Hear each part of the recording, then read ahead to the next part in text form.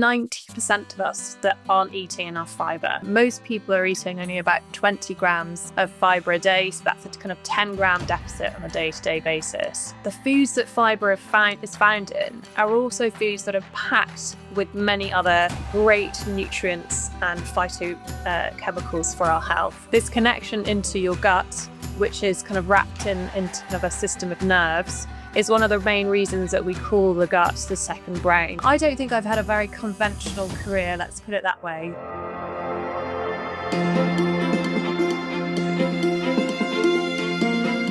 Hi, I'm Cary, and welcome to the Eat Nourish Love Podcast. For over 20 years, I've created events, raised over 4 million for good causes, and been lucky enough to meet some incredible people along the way. This podcast is about exploring stories and insights that really shape us, with inspiring guests from wellness, business, self-care and personal growth. It's about learning to trust our intuition and discovering what truly matters, and how, with hard work, belief and tenacity, we can make so many things happen. So I'm really excited to welcome Dr Emily Leeming on our podcast this week. Welcome. Nice to have you on here. Thanks so much for having me. It's great to be here. So welcome, Emily. So you're a leading scientist, a registered dietitian and author whose research at King's College London is at the forefront of gut-brain science. You need to tell us so much more, but there's so much more information coming out about the gut, fibre, protein, diet and children's health and wellness. So where did it all begin for you? I don't think I've had a very conventional career, let's put it that way. I'm not really a true blood academic in the sense that, it's been what I've been doing all the way from the very beginning. So I now work as a researcher part-time at King's. So my background is and my PhD was in the gut microbiome and nutrition. And before that, was working as a dietitian, did my training in Australia. But really my very, very beginning was as a chef on super yachts in my early 20s. And I did that for me, that was the career I wanted to do. I wanted to work as a chef, absolutely, came from an absolute love of food. I had my undergrad in nutrition at that point. So I already was, looking through the lens of, what foods are kind of going to help support your health. And I think I still carry that premise with me today, which is that, food is to be enjoyed and that there's, more to food than nutrients alone, and really kind of marrying that latest science with that practical aspect, which is, cooking, but in a way that's stress-free and isn't going to create loads of washing up, and doesn't mean you do need to buy 10,000 ingredients. Not sweating the small stuff either, which is, having an occasional slice of cake and not beating ourselves up about it. So for me, it's very much an all angles approach. So I think it's somehow all fitted together. So it's very interesting. You talk about recipes with all the ingredients, and I actually trained at Prulise many years ago and went back and taught there. But I always remember there was a chef called Robert Cary who the list of ingredients went on and on and on. And so when the recipe books come out with the simple recipes and make it easy, it's just so refreshing, isn't it? So let's talk about the gut and how it works. Yeah, so the gut is, usually when I say to people, what do you think the gut is? They'll point their fingers at their belly and their stomach, and kind of fair enough. But actually the gut is, your whole digestive system. So really starting in your mouth is considered your gut, all the way down to your bum. So that whole entire tubular process. I think we haven't given it enough recognition for the power it holds in our body. It's really the gateway to the rest of our body, to organs.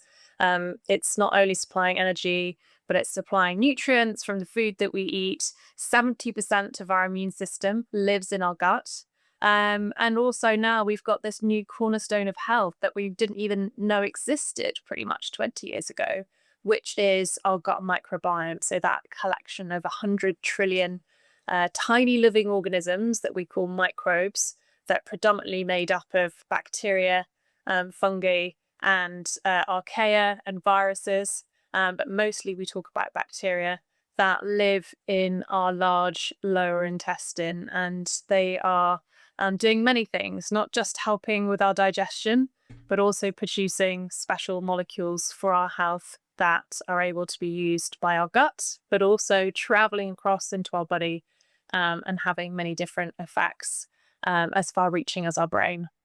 I think a lot of people said we've got the little army in there, haven't we? We've got lots of things doing lots and lots of stuff. We have no idea that it's going on all day long, all night long.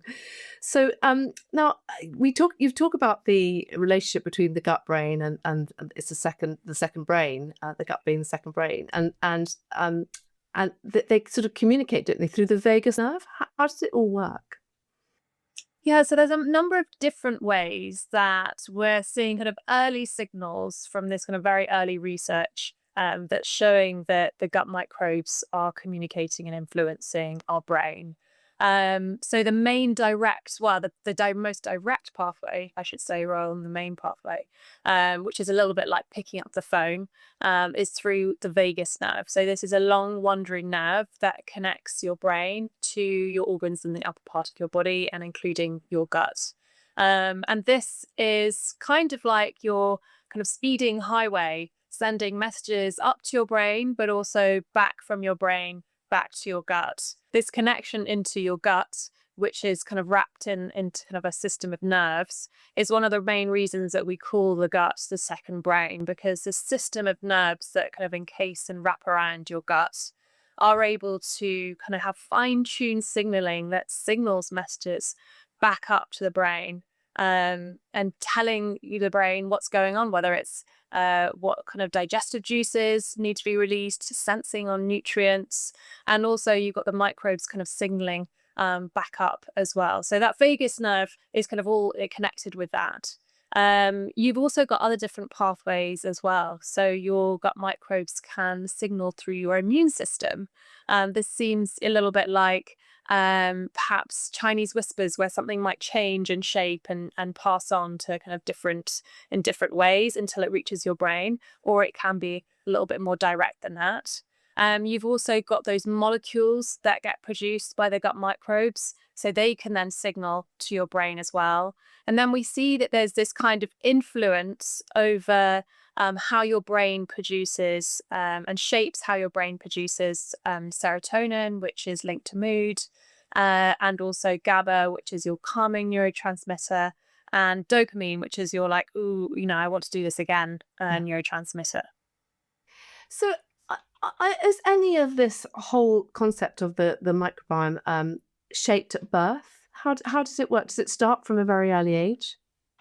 Yeah, so your kind of big bang of microbes really happens at birth. So was some thinking in the scientific community that you would get the first kind of bugs, those microbes in your gut before birth. But there's kind of recognition that perhaps might just be that some of those samples were contaminated, or we just don't know quite yet. So when generally we're thinking that it's at birth that you get your first dose of microbes. So if you're born by vaginal canal, you're getting that dose of microbes from your mother's vaginal microbiome, but also her gut microbiome. So that's kind of gets seeded into your gut.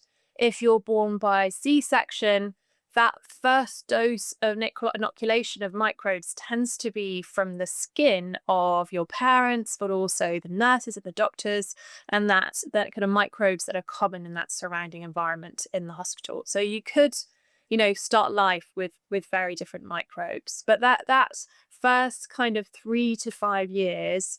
You have kind of really kind of fluctuating levels of microbes, not that much diversity to start with until food is introduced.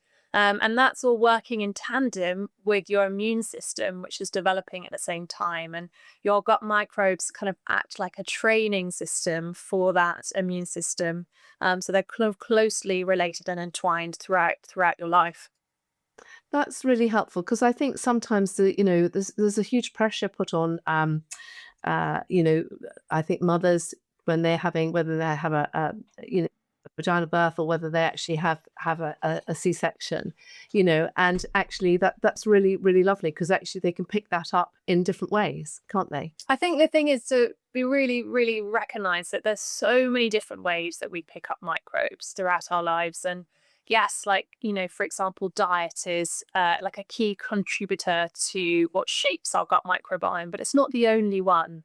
We've got so many things that we do day to day that, give us microbes. And I think it can be very easy to get stressed over, for example, oh, my baby was born by C-section, or perhaps I didn't kind of breastfeed my baby, and I know that that's going to give, certain beneficial bacteria, that it's not the be all and end all. And I think there's so much kind of beating ourselves up, and I think so much stress on parents, that I really want to kind of caveat that there's so many things that can contribute to your gut microbiome. And yeah.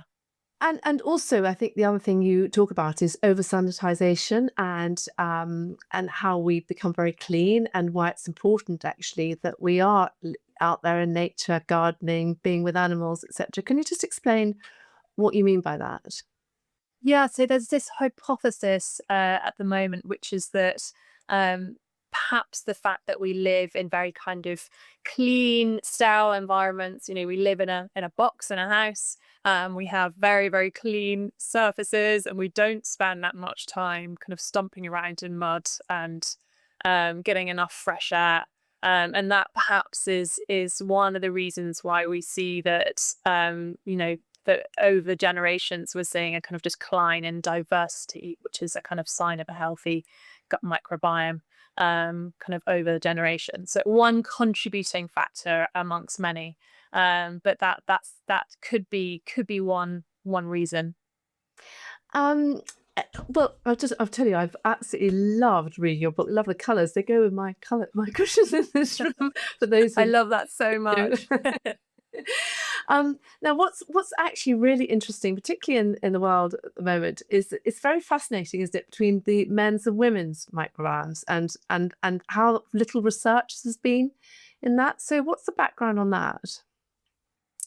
So I think really women only came into the melting pot in research, not even that long ago. I think research was historically done on men, and then we now just don't have. I mean, our research funding that goes to women, particularly women's health and reproductive health, tends to be pretty nominal, and that's something that really need to change. One of the reasons for that is particularly in menopause, because we want to account for the fact that there's kind of changing hormone levels. That usually means that you have to have more funding to have more people into your study, so that you can look at perhaps premenopausal women, menopausal women, and theoretically men. And that just makes the whole process a lot more expensive, because you're having to have more people involved. That doesn't mean that we shouldn't do it. And I think we also need more targeted research, looking particularly at women, because there's just, the fact that, even looking at, for example, the relationship between diet and menopause, there's so much that we're not, so much advice that we're not really able to confidently give yet, because we don't know. And it seems, crazy to say that, but I really hope that that's going to change. And I do think this last couple of years, where we've been talking a lot more about women's health, that will then have a knock-on effect, and we'll see more funding in this area.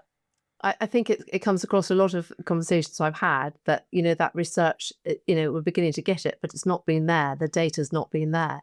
So I really want to get into a few other questions, but what I really want to get into is fibre, which is protein, carbohydrates, and I think, people always know, actually, there's a proportion of people who are always looking at their weight and how to keep slim, and they're doing all these different things. Whereas actually, if you look after your body, all those things can be achieved if you're eating the right food and understanding how the whole system works. So let's dig into fibre a little bit. Yeah, so fibre is really your gut microbes' favourite food. And it's something that we're really struggling. It was one of the thing that we're most struggling on in the UK, and, different countries as well. So in the UK, we're only 7% of people are meeting the recommended 30 grams of fibre a day. So that's over 90% of us that aren't eating enough fibre. And on average, I mean, it's not even a small amount that we're missing out on. Most people are eating only about 20 grams of fibre a day. So that's a kind of 10-gram deficit on a day-to-day basis. And I think what's so key about fibre is that the foods that fibre is found in are also foods that are packed with many other kind of great nutrients and phytochemicals for our health. So by kind of meeting our fibre recommendations, we're then naturally getting all those other nutrients that we need to support optimal well-being. Now, I feel very strongly that fibre has been unfairly maligned in the past as being boring, dry, justy bran flakes, bland wholemeal bread, something that's stodgy and just makes you go, and kind of makes you have a nice bowel movement, which it does. But it is so much more than that. It's also found in a wide variety of foods that we can definitely get excited about. So fruits, vegetables, beans, legumes, whole grains, nuts and seeds. And it's not just feeding your gut microbes to help them make special molecules, and particularly ones called short-chain fatty acids, which have a kind of anti-inflammatory effect, but also act kind of like battery chargers for the cells lining your gut. But it also has many other benefits. It adds bulk to your gut, the foods that are high in fibre. And that stretches the muscles in your gut and signals back to your brain that you're feeling full and satisfied. It also acts a little bit like an obstacle course for simple sugars, meaning that it's then going to slow down that absorption into your bloodstream to give you longer lasting energy. And it's also like certain types of fibre kind of act like a kind of sponge and a gel, kind of mopping up excess bad cholesterol, showing that it's also really great for heart health. So it's the closest thing I can say to a superfood. I really think it's my favorite F word, fibre. So we really need to bring it back in. And I think the key thing I really, really think is that, where if I say to you, for example, name 3 high protein foods, anybody, anybody on the street, they'll, say, yes, meat, fish, eggs, it's so ingrained, it's so natural, but we can't do the same for fibre. And I think we need to change that. So that's why I talk a lot about what I call the BGBGs. So BGBGS. So beans, greens, berries. I love you saying along with me. Beans, greens, berries, grains is in whole grains, and seeds is in nuts and seeds. So getting those onto your shopping list as much as you can. And really, I think also recognizing that it's the beans, whole grains, and the nuts and seeds that tend to contain more fibre, the most fibre. So 3 to 4 times more fibre than most fruits and vegetables. So those are the sneaky ones to try and add in, frequently on a daily basis and really kind of prioritize. You have talked, I think, in the past about the amount of grams of fibre that you can have. Yes, going back to fibre, I think years ago it used to be that sort of bag of brown fibre that you had, to get everything moving. But you talk about how many grams of fibre, sort of 30 grams. But I know, can you give the listeners some ideas of how to add fibre into their diet and what the difference is? Because I know you've talked about beans and salad and things, so that they can get an understanding. Yeah, so I'll go through what I think, an average day of what 30 grams of fibre looks like. So if you're, starting the morning, for example, you start the morning with overnight oats that's got maybe some berries. I really like putting grated carrot and cinnamon, so it's kind of got that kind of carrot cake kind of vibe to it. Put some nuts in there. Do that the night before, have that ready for the morning. Great. That's going to give you about 10 grams of fibre. And then lunch could be something like wholemeal pasta with some white beans through it, maybe some kale, some tomatoes, mozzarella, maybe some chicken for extra protein. Finish that. I'm a big fan of having a little bit of sweet treats. So like dark chocolate, it's actually surprisingly high in fibre, kind of 85% dark chocolate with a piece of fruit. So 2 squares of dark chocolate and a piece of fruit is 5 grams of fibre. So you're already kind of, on a winner there. That's exciting. And then, you can just have something like some salmon and some, sweet potatoes and making half your plate veggies is another sneaky trick that I really like to kind of say. So it's, just think about, no matter the meal you're having, just if you can make half your plate kind of veggies, that's another really helpful way to just kind of amp up your fiber. So that's, kind of salmon, baby potatoes, some greens, and maybe you want like a kind of herby dip to go with that. That's your 30 grams of fiber. And I really think so. When you're boosting your fiber intake, you want to start low and slow, because if you go too quickly, you can end up with uncomfortable digestive symptoms. And that's a little bit because fiber is a little bit like throwing your gut microbes, past Glastonbury. It's, a little bit too much. So they're going to get overexcited. And that could mean that you end up some bloating and discomfort.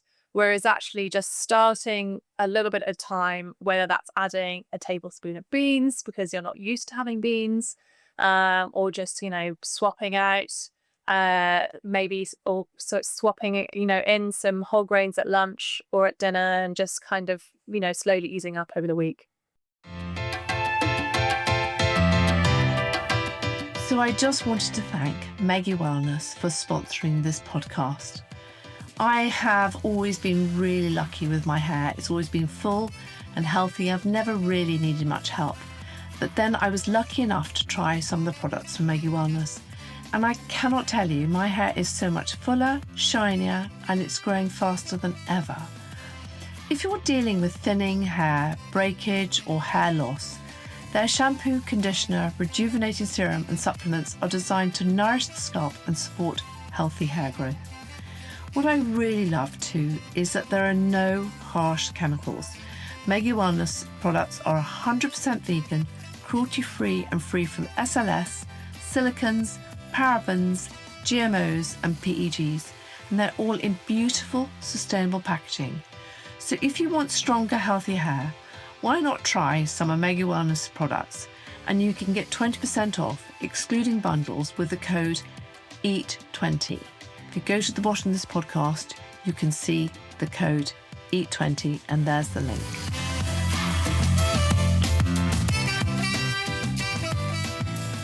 So just out of interest, I think people as they get older, sometimes you eat less roughage and things. They always say it upsets them a bit because their gut. But isn't that really a reason to be eating more, but in a gentler form? What's your advice on that? Yeah, I think sometimes it can be that we need to kind of recalibrate to our guts, particularly with menopause and then kind of after that. The reason I say that is that we do tend to see that there's kind of changes, the changes in hormones does impact how your gut function works. So it can mean that your gut motility, which is kind of how quickly food moves through your gut, either slows down or speeds up.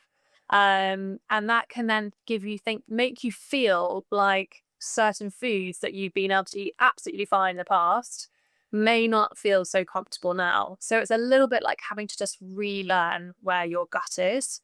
And it might be that you want to dial back on certain foods and just go back in with that low and slow method where you're like, let me just kind of slowly kind of inch into this, even though you might have been like, well, previously when I'm in the past, this has been absolutely fine for me. So I think it's really just trying to find where you feel comfortable with your body, but also really trying to make sure that you're having that diversity in your diet, because when you start cutting foods out, that can then mean that it's more difficult when you do end up eating them. So obviously that's fiber. Where do you sit with protein? So there's obviously the people have been going on about protein now. It's been very much, we've just talked about it, very much the buzzword, hasn't it? So how much protein do you have in your diet? So protein for the average person, it depends on what kind of age and life stage that you're at. So the kind of average kind of youthful adults, you're looking at 0.8 grams per kilo of body weight. So for that most people on average and what we're eating in the UK are meeting that. So that's kind of something that, if we think about high protein foods, there's also lots of protein that gets spread and sprinkled throughout the day in the vegetables and the whole grains that you eat as well, that don't necessarily always get counted when we're visually looking at it as protein. So we're kind of getting protein as we go.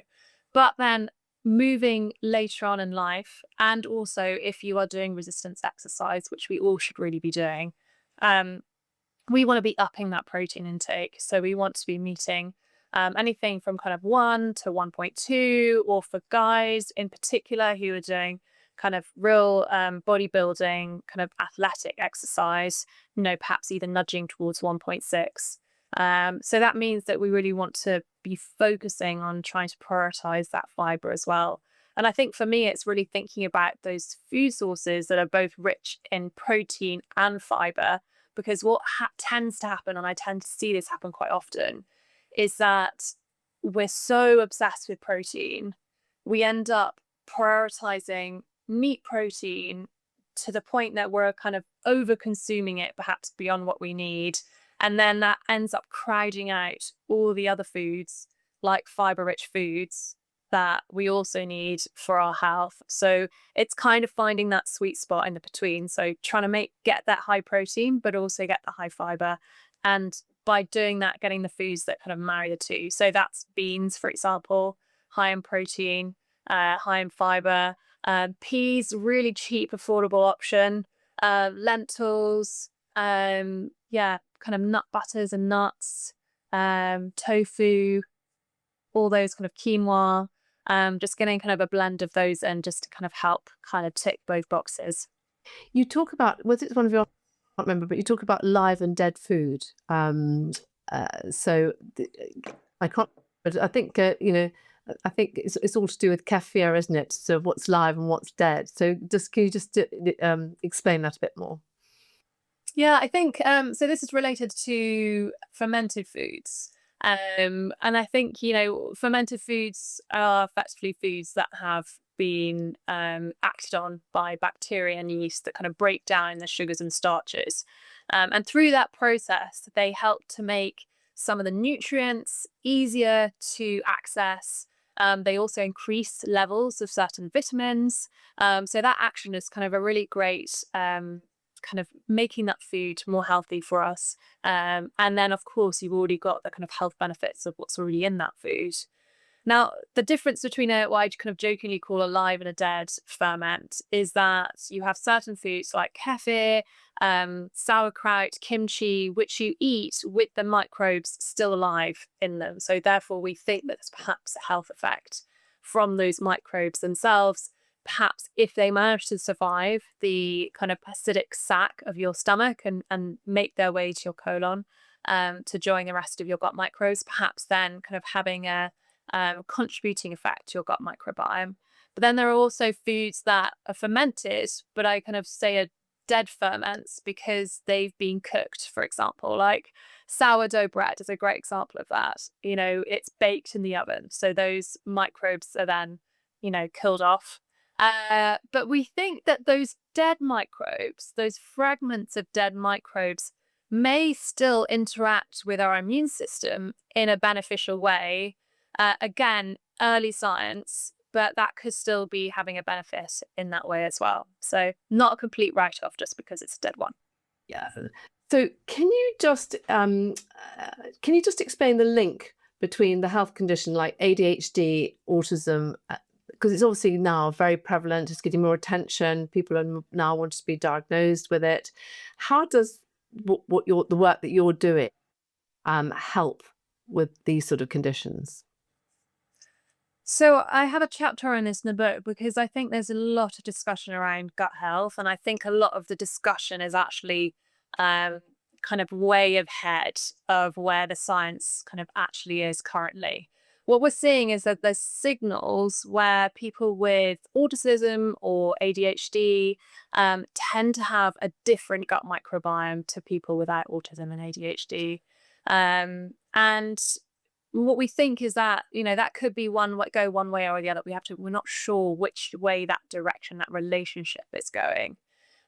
With people with autism, for example, we know there's a strong genetic component, and that one of the kind of symptoms of having autism is that it can be really difficult to have a varied diet. It tends to be, a really there's kind of restrictive eating there. And therefore, is that then why there is this difference in the gut microbiome? But then we are seeing kind of, some mice studies that are showing that certain probiotics can help with certain symptoms like sleeping better. But it's like we're really at the early stages of anything being particularly actionable or really understood about whether there's a kind of causal effect there. So at the moment, it's kind of interesting signals that we need to explore further. But I don't think anything is written in stone at this stage from what we have in the evidence. No, but I suppose it's like everything else when you're a mother or a parent and you're feeding your children, and you can see all sorts of things. You can see behavioural changes when there's had a bit of food, Whereas I think it's so confusing now. I think there's so much information out there. So also in people who are aging and people who've got conditions like Alzheimer's, what is there a different gut microbiome? Is the research helping with those sort of conditions and inflammation in the body? So we're seeing really interesting signals of both Alzheimer's and Parkinson's as well, actually, that there's this relationship between the gut and the brain. For Parkinson's, for example, you can have constipation symptoms appear, up to 20 years before you might see any motor symptoms. So really thinking that, is there something happening, decades before that can perhaps be targeted? Because this is what we see with this, with neurodegenerative conditions, where diet seems to play, a role in kind of lowering risk of these conditions. It's at that earlier time point. It's that kind of decades prior. Whereas if you're in the thick of it, that's where it's kind of really difficult, and we're really struggling to have kind of actionable things that can actually be done, very sadly. And hopefully that will change in the future. And perhaps it is that your gut microbiome is playing a role in that. And we do see kind of differences in the gut microbiome as well. So we can go away thinking there's a little motorway of going, communicating between the brain and the stomach, and there's an army going on here. But actually, I think one of the biggest messages is what you can add into your diet, not what you can leave out, because it's all about the denial of everything that's making it all so complicated. And food is supposed to be enjoyed. I mean, it's lovely to see what you put here, and it's exciting, the research that you're doing. And also how, adding fibre can make all those recipes and things so delicious, can't they? Absolutely. Yeah. Fibre, I feel like let's, vote for fibre for 2025. It needs to be, it's time for its time in the spotlight. So for the listeners, where can they find you? Where is your book, or what's your website? And you do quite a lot on Substack, don't you? You write on Substack. Yes. So I am definitely, please come find me on Substack. That's my home, I would say. The place I feel most comfortable at. And I send a weekly newsletter where I break down kind of the latest science in kind of simple speak. I'm a big fan of no jargon, and lots of actionable tips. So if you just Google Substack Second Brain, Dr Emily Leeming, it should pop up. And I have a big vault of kind of PDF cheat sheets that goes with that when you subscribe as well, to kind of help you on your way. Instagram, I'm Dr Emily Leeming. And yeah, please do also come say hi. I absolutely love to hear from you, so that'd be fantastic. Well, it's been absolutely lovely having you on the show, on the podcast today. And honestly, this book is fabulous. It's given me so many new ideas and inspired, and fibre will be our new word. Thank you so much. Thank you so much for having me. Thank you, Emily.